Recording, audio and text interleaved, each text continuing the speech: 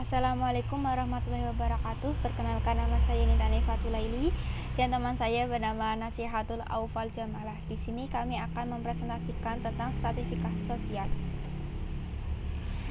Pengertian: stratifikasi sosial atau social stratification berasal dari bahasa Latin stratum atau tunggal, atau strata atau jamak yang berarti lapisan.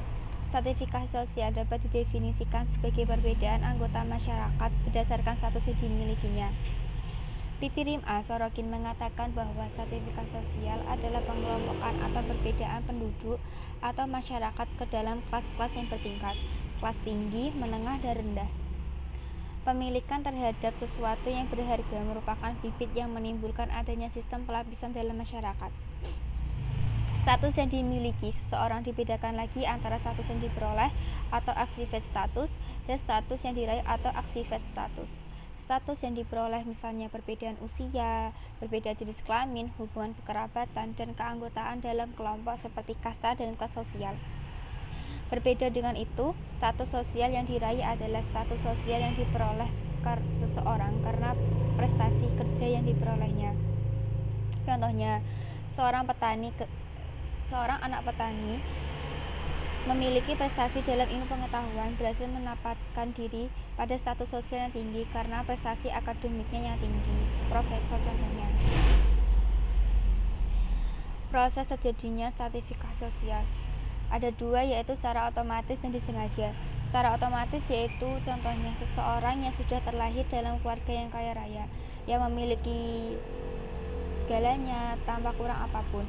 Yang kedua, secara disengaja. Secara disengaja ini contohnya Pak Bambang yang bekerja dalam perusahaan A. Pak Bambang ini bekerja dengan status karyawan. Pak Bambang bekerja dengan giat agar mendapatkan promosi kenaikan jabatan di perusahaannya.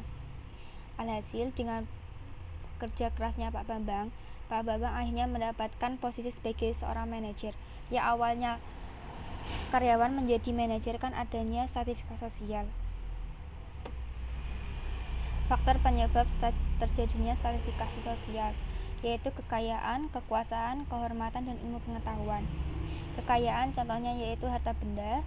Yang kedua, kekuasaan ini berupa jabatan dan wewenang. Yang ketiga, kehormatan. Kehormatan ini biasanya terjadi dalam masyarakat, entah dulunya pernah melakukan sesuatu sehingga mendapatkan status yang tinggi di masyarakat, entah pernah memajukan perekonomian desa atau apa. Yang keempat, ilmu pengetahuan. Ilmu pengetahuan ini sering terjadi di sekolahan ya. Contohnya kayak seseorang yang memiliki ilmu pengetahuan yang lebih, otomatis akan mendapatkan perlakuan spesial yang lebih pula. Berbeda dengan seseorang yang memiliki ilmu pengetahuan yang kurang. Seseorang yang mempunyai ilmu pengetahuan yang kurang akan berbeda dengan seseorang yang memiliki ilmu pengetahuan yang tinggi. Perlakuannya akan berbeda. Sifat stratifikasi sosial yaitu ada dua, yang tertutup dan terbuka. Tertutup ini contohnya yang ada di Bali dan di India. Contohnya yaitu kaum Sudra tidak bisa naik ke lapisan Brahmana.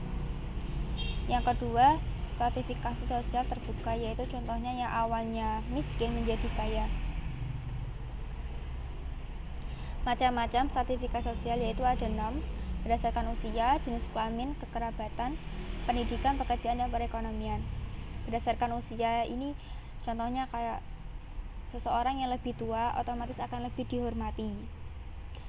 Berdasarkan jenis kelamin ini contohnya kayak pekerjaan yang hanya bisa dilakukan oleh kaum lelaki, padahal aslinya kan enggak. Contohnya kayak bodyguard.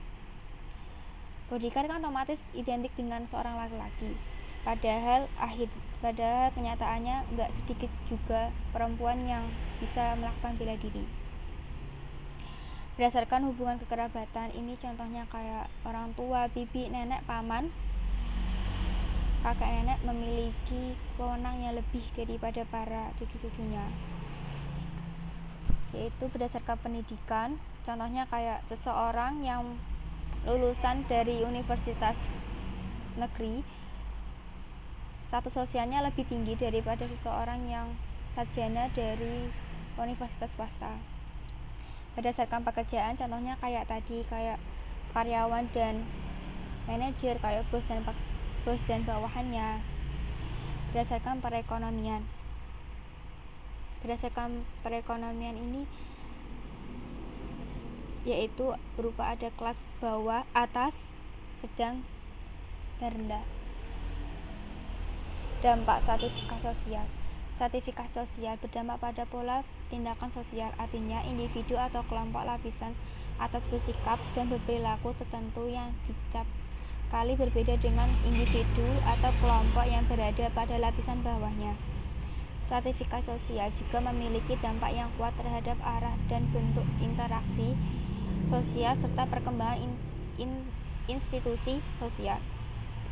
Bentuk interaksi sosial dan perkembangan